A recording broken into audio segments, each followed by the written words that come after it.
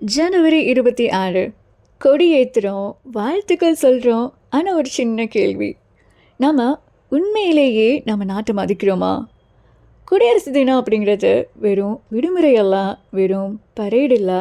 இது ஒவ்வொரு குடிமகனுக்கும் உரிமையும் பொறுப்பும் கொடுத்த நாள். நம்ம மாநிலம் உழைப்பின் மாநிலம், படிப்பின் மாநிலம், போராடி உரிமை பெற்ற மாநிலம். ஆனால் இன்னும் சில விஷயங்கள் நம்மளை யோசிக்க வைக்குது.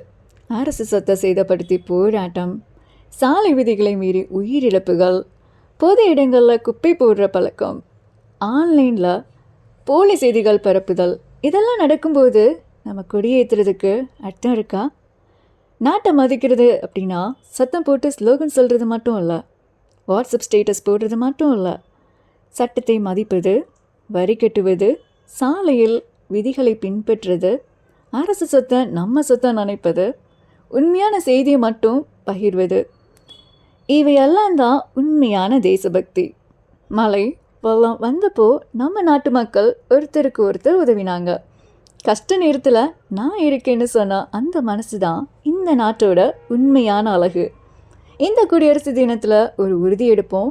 நாட்டை குறை சொல்ல மட்டும் இல்லை, நாட்டை சரி செய்யும் குடிமகனாக மாறுவோம். நாடு பெரியது, அதை மதிக்கிற நம்ம மனசு இன்னும் பெரியது.